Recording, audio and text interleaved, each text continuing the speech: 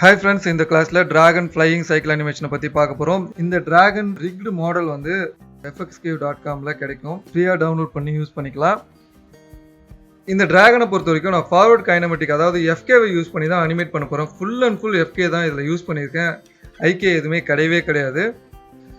வீடியோக்குள்ளே போகிறதுக்கு முன்னாடி இந்த சேனலை சப்ஸ்கிரைப் பண்ணாதவங்க சப்ஸ்கிரைப் பண்ணிக்கோங்க. அப்போ தான் நான் அப்லோட் பண்ணுற ஒவ்வொரு வீடியோவும் இன்ஸ்டண்ட்டாக உங்களை வந்து சேரும். ஓகே, வீடியோக்குள்ளே போகலாம். ஸோ இந்த மாடல் பொறுத்த வரைக்கும் போன் கூட பைண்ட் ஆகிருக்கு. போனை நீங்கள் அட்ஜஸ்ட் பண்ணிங்கன்னா டிராகனோட மெஷ்ஷுமே அட்ஜஸ்ட் ஆகும். முதல்ல இந்த போன்ஸ் எல்லாத்தையும் செலக்ட் பண்ணிவிட்டு ஃபுல்லாகவே செலக்ட் பண்ணணும். ரைட் கிளிக் பண்ணி செலக்ட் சில்ட்ரனை செலக்ட் பண்ணிங்கன்னா போன் எல்லாமே உள்ளுக்குள்ளே இருக்க லிங்காக இருக்க பேரண்ட்டாக இருக்க சைல்டாக இருக்க எல்லா போனுமே செலக்ட் ஆகிடும். இந்த மாதிரி ஃப்ரீ சால் கொடுத்தீங்கன்னா எல்லாமே வந்து 0-0 வந்துடும். மேலே அந்த கோஆர்டினேஷன் பார்த்தீங்கன்னா எல்லாமே 0-0 வந்துடும். ஸோ அப்போ தான் நமக்கு வந்து ஒவ்வொரு அனிமேஷனும் தப்பாகிடுச்சுன்னா கூட 0 ரீசெட் பண்ணிங்கன்னா நார்மல் இந்த இப்போ இருக்க என்ன போஸ்ட்டில் இருக்கோ அதே போஸ்ட்டுக்கு போன் வந்து அலைன் ஆகும். இல்லைனா அது தப்பாகிடும். ஸோ அதனால் ஃபஸ்ட்டு நீங்கள் அனிமேட் பண்ணுறதுக்கு முன்னாடி இந்த மாதிரி ஃப்ரீஸ் பண்ணிக்கணும். ஸோ ரீசெட் பண்ணிங்கன்னா ஆட்டோமேட்டிக்காக திரும்பவும் 0க்கு வந்துடும். இப்போது வாக் சைக்கிள் பண்ணோம் இல்லையா, அதுக்கு ஒரு ரெஃபரன்ஸ் இமேஜ் வேணும் நமக்கு. ஸோ ஃபுட்டேஜே இங்கே நம்ம பேக்கில் வச்சுக்கலாம். ஸோ நான் ஒரு பிளேன் போட்டுக்கிறேன். அந்த பிளேனை வந்து ஒரு 1920 1080க்கு ஹைட் அண்ட் விட்த் அட்ஜஸ்ட் பண்ணி ஸோ இந்த மாதிரி டிராகனுக்கு பின்னாடி மூவ் பண்ணி வச்சுக்கலாம். யூடியூப்பில் சர்ச் பண்ணிங்கன்னா இந்த மாதிரி வாக் சைக்கிள் வீடியோஸ் கிடைக்கும். இதை டவுன்லோட் பண்ணி தேவையான அளவுக்கு அதை ட்ரிம் பண்ணி அதை இமேஜ் சீக்வன்ஸாக ரெண்டர் எடுத்து உள்ளே அப்லோட் பண்ணிக்கோங்க. லூமினன்ஸ்குள்ளே அப்லோட் பண்ணிக்கோங்க. இங்கே நான் டோட்டலாக 48 ஃப்ரேம்ஸ் வந்து எடுத்திருக்கேன். அதுதான் வாக் சைக்கிளோட லூப்பு. இந்த வீடியோவோட லிங்க்கை நான் வந்து உங்களுக்கு டிஸ்கிரிப்ஷனில் ஷேர் பண்ணுறேன். டவுன்லோட் பண்ணி யூஸ் பண்ணிக்கோங்க. நம்ம மெட்டீரியலில் லூமினன்ஸில் அப்ளை பண்ண அந்த ஃபுட்டேஜை ட்ராக் பண்ணி பிளேனுக்கு அப்ளை பண்ணிக்கோங்க. அப்ளை பண்ணி அந்த பிளேனை டிராகனுக்கு பின்னாடி நான் எப்படி அலைன் பண்ணணும் அதே பொசிஷனுக்கு அலைன் பண்ணி வச்சுக்கோங்க. இங்கே இந்த மெட்டீரியல் அசைன் பண்ண ஃபுட்டேஜ் வந்து ப்ளே ஆகணும்ல, அதுக்காக நான் வந்து இந்த அனிமேஷனில் போயிட்டு கேல்குலேட்னு கொடுத்தேன்னா ஃபுல் ஃப்ரேமும் உள்ளே இறங்கிடும். அதுக்கப்புறம் அது ப்ரிவியூவில் தெரியணுன்றதுக்காக நான் இங்கே எடிட்டரில் போயிட்டு அனிமேட்டட் ப்ரிவியூன்னு கொடுக்குறேன். கொடுத்தனாலே எனக்கு இங்கே ப்ளே ஆகும். பேக்ரவுண்டில் நம்ம அப்ளை பண்ணிட்டு இருக்க பிளேனில் இருக்க அந்த மெட்டீரியல் வந்து அதாவது அந்த ஃபுட்டேஜ் வந்து ப்ளே ஆக ஆரம்பிச்சிடும். ஃப்ரேம் பை ஃப்ரேம் ப்ளே ஆகும்.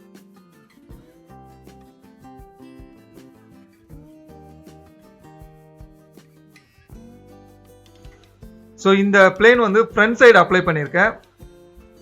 இதே ப்ராசஸ் தான் ரைட் சைடும் டாப்பும் அலைன் பண்ணணும். இன்னும் 2 பிளேனை டூப்ளிகேட் பண்ணிவிட்டு சேம் மெட்டீரியல் அசைன் பண்ணிவிட்டு இந்த மாதிரி டாப்லேயும் ரைட்லேயும் அலைன் பண்ணிக்கோங்க.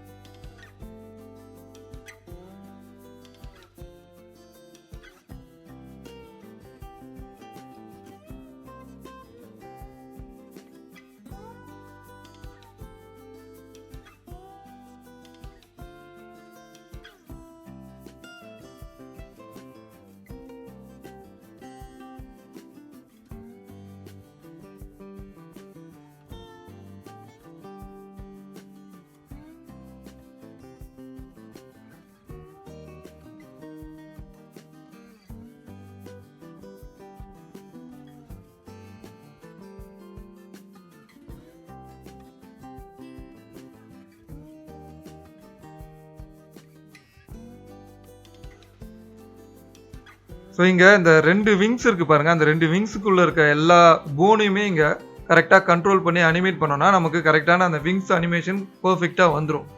ஸோ 1 by 1 நான் எப்படி அனிமேட் பண்ணுறன்றதை பாருங்கள். கரெக்டாக ஒரு லெஃப்ட் சைடு நான் என்ன பேராமீட்டர் நான் அட்ஜஸ்ட் பண்ணனோ அதே பேராமீட்டர் தான் ரைட் சைடு இருக்கும். எக்ஸில் மட்டும் மைனஸ் வரும். ஸோ அதை மட்டும் பார்த்துக்கிட்டிங்கனாலே கரெக்டாக அனிமேஷன் பர்ஃபெக்டாக வந்துடும். ரைட்டு லெஃப்ட் 2 பக்கமுமே அதாவது சிமெட்ரிக்கலாக அனிமேஷன் பக்காவாக வரும்.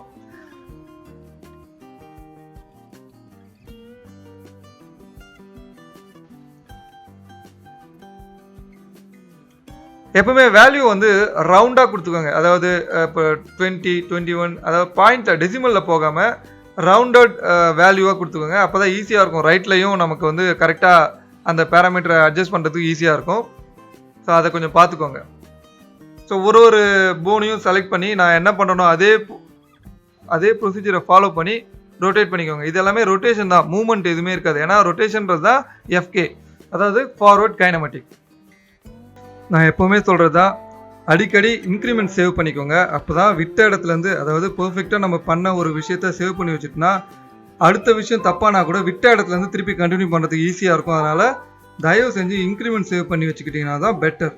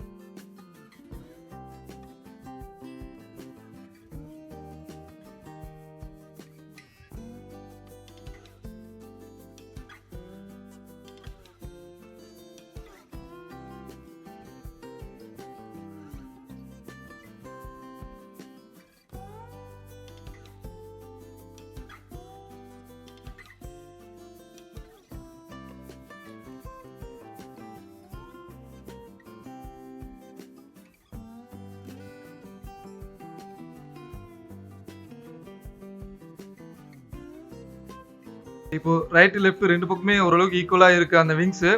இப்போ இந்த விங்ஸ் எல்லாத்தையுமே ரைட் லெஃப்ட் இருக்க 2 விங்ஸுமே டோட்டலாக செலக்ட் பண்ணிவிட்டு, அதாவது சில்ட்ரன் உட்பட எல்லாத்தையுமே பேரண்ட் சில்ட்ரன் எல்லாத்தையுமே செலக்ட் பண்ணிட்டு, அது எப்படி செலக்ட் பண்ணுறதுன்னு உங்களுக்கு தெரியும். ரைட் கிளிக் பண்ணி செலக்ட் சில்ட்ரன் கொடுத்தீங்கன்னா எல்லாமே செலக்ட் ஆகிடும். இப்போ 40th ஃப்ரேமில் போயிட்டு ரொட்டேஷனில் போயிட்டு எல்லாத்துக்குமே வந்து செட் கீ ஆன் பண்ணிக்கோங்க. ஜஸ்ட் உங்களோட ஏரோ வச்சு கிளிக் பண்ணிங்கனாலே கீ ஆட் ஆகிடும். இப்போ வந்து பார்த்தீங்கன்னா 0 to 48 2 கீ ஃப்ரேமுமே வந்து சேம் பொசிஷனில் தான் இருக்குது. இப்போ 30th ஃப்ரேமில் ஒரு அனிமேஷன் போஸ் ரெடி பண்ணணும். ஆக்சுவலி இங்கே வந்து பார்த்தீங்கன்னா ஒரு மொத்தமே 5 கீ ஃப்ரேம் ரெடி பண்ணிங்கனாலே போதும், 5 போஸ் ரெடி பண்ணாலே போதும், உங்களோட அந்த சைக்கிள் அனிமேஷன் வந்து லூப்பில் பக்காவாக செட் ஆகிடும். நம்ம பண்ண வேண்டியது என்னென்னா already first frame and end frame same pose தான் வச்சு அதுக்கு கீ ஃப்ரேம் ரெடி பண்ணியாச்சு. அந்த விங்ஸோட போன் எல்லாத்தையும் செலக்ட் பண்ணி 0லையும் சேம் கீ ஃப்ரேம் செட் பண்ணியிருக்கோம், 48th ஃப்ரேம்லையும் சேம் கீ ஃப்ரேம் தான் செட் பண்ணியிருக்கோம் இல்லையா. இப்போ அடுத்ததாக 30th ஃப்ரேமில் இந்த டிராகனோட விங் போஸை பின்னாடி இருக்க பிளேனில் என்ன போஸ் இருக்கோ அதே போஸுக்கு அலைன் பண்ணிவிட்டு அப்படியே கீ ஃப்ரேம் எந்தெந்த போனெல்லாம் நீங்கள் வந்து அட்ஜஸ்ட் பண்ணி மாற்றுறீங்களோ அந்த போன் எல்லாத்துக்குமே கீ ஃப்ரேம் செட் பண்ணிவிடுங்க. கொஞ்சம் ஸ்லோவாக பண்ணணும். ஃப்ரண்ட்டு பேக்கு சைடு எல்லாத்தையுமே பார்த்து பண்ணணும். அப்போ தான் விங்ஸ் வந்து கரெக்டான பொசிஷனில் இருக்கான்னு தெரியும். அதுக்காக தான் நம்ம வந்து 3 பிளேன் அப்ளை பண்ணியிருக்கோம். 3த்துலேயுமே ஒரே ஃபுட்டேஜை அப்ளை பண்ணிவிட்டு அந்த பிளேன் எல்லாத்தையும் இந்த டிராகனுக்கு கரெக்டாக ஃபிட் ஆகிற மாதிரி ஓரளவுக்கு ஃபிட் ஆகிற மாதிரி அலைன் பண்ணி வச்சுருக்கோம். ஸோ 3 சைடுமே பார்த்து போஸை அலைன் பண்ணிவிட்டு போஸை ரெடி பண்ணிவிட்டு கீ ஃப்ரேம் ஆட் பண்ணிக்கோங்க. எல்லா போனுக்குமே எந்தெந்த போனை நீங்கள் வந்து அட்ஜஸ்ட் பண்ணி மாற்றுறீங்களோ அந்த போன் எல்லாத்துக்குமே கையோட கீ ஃப்ரேம் ஆட் பண்ணிக்கோங்க. சப்போஸ் நீங்களும் என்ன மாதிரி ஆட்டோ கீ வச்சு ஒர்க் பண்ணுறீங்க அப்படின்னா ஆட்டோமேட்டிக்காக அந்த கீ ஃப்ரேம் அதுவே ஆட் ஆகிடும். ஸோ இந்த வாக் சைக்கிளை பெருசாக எக்ஸ்பிளைன் பண்ணுறதுக்கு ஒன்றும் கிடையாது. ஒரு போனையும் செலக்ட் பண்ணிவிட்டு ஃபஸ்ட்டு ரைட்டில் இருக்க போனை செலக்ட் பண்ணிவிட்டு ஒரு போஸ் செட் பண்ணிவிட்டு அதை எல்லாத்துக்குமே கீ ஃப்ரேம் ஆட் பண்ணிவிட்டு அதே சேம் ப்ரொசீஜரை லெஃப்ட் சைடும் இருக்க அந்த போனுக்கு மைனஸில் எக்ஸ்னா மைனஸு ஸோ அதை பார்த்து நீங்கள் அலைன் பண்ண போகிறீங்க. அதுக்கும் கீ ஃப்ரேம் செட் பண்ண போகிறீங்க. மொத்தமாக 6 கீ ஃப்ரேம் செட் பண்ணோம். நான் 5ன்னு தப்பாக சொல்லிட்டேன். அது வந்து 0ல் ஒரு கீ ஃப்ரேம், அப்புறம் 10th ஃப்ரேமில் ஒரு கீ ஃப்ரேம், அப்புறம் 20th ஃப்ரேமில் ஒரு கீ ஃப்ரேம், 30th ஃப்ரேமில் ஒரு கீ ஃப்ரேம், 40th ஃப்ரேமில் ஒரு கீ ஃப்ரேம், 48th ஃப்ரேமில் ஒரு கீ ஃப்ரேம். சப்போஸ் இது 1-2 கீ ஃப்ரேம் முன்ன பின்ன வரும். இப்போ 8th ஃப்ரேமில் கூட அது வரலாம், இல்லை 12th ஃப்ரேமில் கூட வரலாம், அடுத்தது 24th ஃப்ரேமில் கூட வரலாம். ஆக மொத்தம் நீங்கள் மொத்தமாக கவுண்ட் பண்ணிங்கன்னா மொத்தம் 6 கீ ஃப்ரேம் தான் இதில் வரும். எல்லா இந்த விங்ஸோட வாக் சைக்கிள் மொத்தமாகவே இந்த 6 கீ ஃப்ரேமில் முடிஞ்சிடும். ஸோ இதை எக்ஸ்பிளைன் பண்ணணும்னு அவசியம் இல்லைல்ல. ஸோ அப்படியே நீங்கள் பார்த்து பண்ண போகிறீங்க, அவ்வளோதான். கம்ப்ளீட்டாக வாட்ச் பண்ணுங்கள். கம்ப்ளீட்டாக வாட்ச் பண்ணிங்கனாலே உங்களுக்கு நான் என்ன பண்ணுறேன்றது ஈஸியாக புரியும். ஸோ இங்கே நான் கீ ஃப்ரேமே நான் ஜூம் பண்ணி தான் வச்சுருக்கேன், என்னோட போனையும் ஜூம் பண்ணி தான் வச்சுருக்கேன். எந்தெந்த போனை நான் செலக்ட் பண்ணுறது க்ளீனாக தெரியும். ஸோ கண்டினியூவாக வாட்ச் பண்ணுங்கள். இந்த விங்ஸோட சைக்கிள் அனிமேஷன் முடிஞ்சதுக்கப்புறமா நெக் அனிமேஷனையும் டைல் அனிமேஷனையும் எப்படி பண்ணுறதுங்கிறத பற்றி பார்க்கலாம். ஆக்சுவலி அந்த ரெண்டுமே வேறு மெத்தடை யூஸ் பண்ணி அனிமேட் பண்ண போகிறேன். ஸோ அதனால் எண்டில் கொஞ்சம் வாட்ச் பண்ணி பாருங்கள்.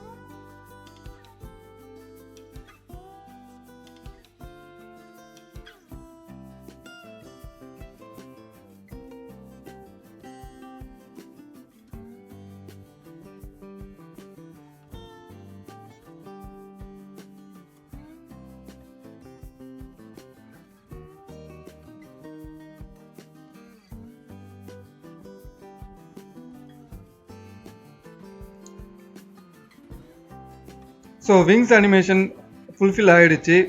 இங்கே 0, 8th ஃப்ரேம், அப்புறம் 19th frame, 30th frame, 40th frame, 48th frame key frame ஆகிருக்கு. அடுத்ததாக வந்து டைல் அனிமேஷன் பண்ண போகிறோம். டைலை வந்து மொத்தமாக செலக்ட் பண்ணி ரொட்டேட் பண்ணிங்கன்னா இந்த மாதிரி ரொட்டேட் ஆகும். ஒன்று லிங்காக இருக்கிறதுனால ஸோ இந்த மாதிரி ரொட்டேட் ஆகும். ஸோ உங்களுக்கு எந்தெந்த பார்ட் மட்டும் அனிமேட் பண்ணணுமோ அதை மொத்தமாக செலக்ட் பண்ணி நான் பண்ணுற மாதிரியே ரொட்டேட் பண்ணிக்கலாம், இல்லை தனித்தனியாகவும் ரொட்டேட் பண்ணிக்கலாம், அது உங்களோட விருப்பம்.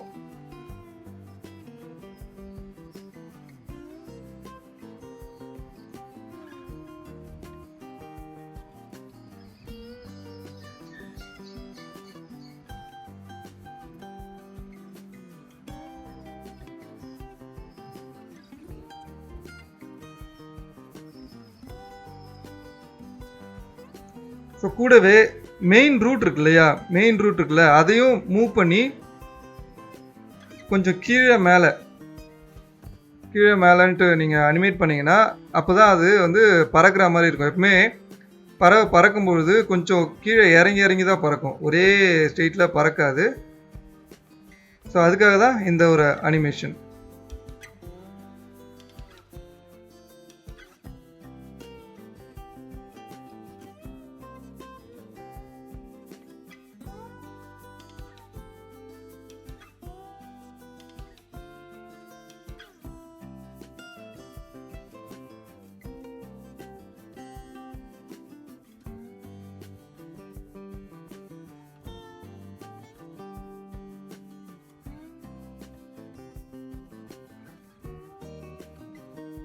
இந்த கீ ஃப்ரேம் எல்லாம் பெர்ஃபெக்டாக இருக்கான்னு பார்க்குறதுக்கு கர்வ் எடிட்டரில் தான் போய் பார்க்கணும். அதோட கர்வ் வந்து கரெக்டாக ஒரே லெவலில் இருக்கா அப்படின்னு பார்த்து அட்ஜஸ்ட் பண்ணுவோம். லெஃப்ட் விங்ஸ் ரைட் விங்ஸ் கரெக்டாக இருக்கான்னு பார்த்து அட்ஜஸ்ட் பண்ணுவோம். நான் அதை காமிச்சேன்னா நீங்கள் கண்டிப்பாக பயந்துருவீங்க. ஸோ அதனால் அதை இப்போதைக்கு வேணாம், இன்னொரு கிளாஸில் பார்க்கலாம்.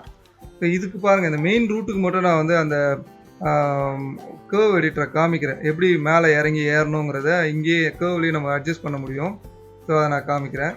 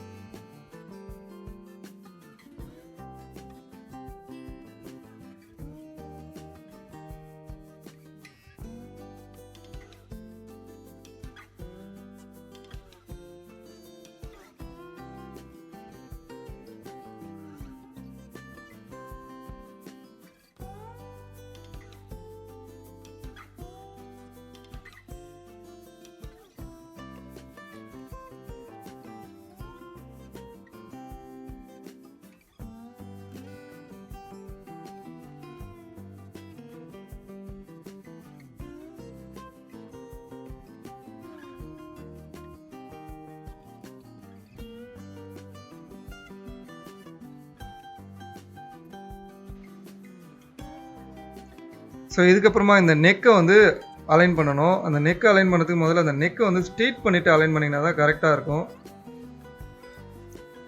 ஸோ நெக்கை மொத்தமாக ஸ்ட்ரெயிட் பண்ணிவிட்டு ஒவ்வொரு போனையும் செலக்ட் பண்ணி ஸ்ட்ரெயிட் பண்ணிவிட்டு அதுக்கப்புறமா அதை வந்து அதோட கீ ஃப்ரேம் எல்லாத்தையும் டெலீட் பண்ணிவிட்டு அப்புறம் அதை 0க்கு ஃப்ரீஸ் பண்ணிவிட்டு அதுக்கப்புறமா தான் இதை வந்து நீங்கள் மொத்த போனையும் செலக்ட் பண்ணி ரொட்டேட் பண்ணிங்கன்னா பர்ஃபெக்டாக ரொட்டேட் ஆகும். டெய்லை நம்ம மொத்தமாக செலக்ட் பண்ணி மொத்த போனையும் செலக்ட் பண்ணி ரொட்டேட் பண்ணோம் இல்லையா, அதே போல் இதையும் நீங்கள் செலக்ட் பண்ணி ரொட்டேட் பண்ணலாம். அழகாக ரொட்டேட் ஆகும். ஒவ்வொரு 10 ஃப்ரேம் ஆர் உங்களுக்கு எந்தெந்த ஃப்ரேமில் அது அந்த பிளேனை பார்த்து பிளேனில் பின்னாடி நம்ம இமேஜ் அப்ளை பண்ணியிருக்கோம் இல்லையா, அந்த போஸை பார்த்து ரொட்டேட் பண்ணி கீ ஃப்ரேம் ஆட் பண்ணி அனிமேட் பண்ணிக்கலாம். அதுக்கப்புறமா அந்த ஹெட்டை மட்டும் தனியாக ஹெட் போனை மட்டும் தனியாக செலக்ட் பண்ணி அதை தனியாக கீ ஃப்ரேம் ஆட் பண்ணி அதுக்கேற்ற மாதிரி அதை அனிமேட் பண்ணிக்கலாம். ஸோ லெக்குமே இதே போல் தான் அனிமேட் பண்ணோம். ஸோ அந்த பேக்கில் இருக்க அந்த பிளேனோட போஸை பார்த்து ஒவ்வொரு 10 ஃப்ரேமோ இல்லை எந்தெந்த ஃப்ரேமில் கரெக்டாக போஸ் கரெக்டாக நிற்குதோ அதுக்கேற்ற மாதிரி வச்சு கீ ஃப்ரேம் ஆட் பண்ணி அனிமேட் பண்ணிக்கோங்க. இதில் ஒரு முக்கியமான விஷயம் என்னென்னா எல்லா கீ ஃப்ரேமுக்குமே லாஸ்ட் ஃப்ரேம் எண்டு ஃப்ரேம் ஒரே ஃப்ரேமாக இருக்கணும். அப்போ தான் அது வந்து லூப்பில் இருக்கும். மொத்தமாக முடிச்சுட்டு கூட எல்லா போனையும் செலக்ட் பண்ணிவிட்டு அதோட ஃப்ரண்ட் கீ ஃப்ரேமை ட்ராக் பண்ணி 48th கீ ஃப்ரேமுக்கு வச்சுருங்க. அப்போ தான் கரெக்டாக லூப் வரும்.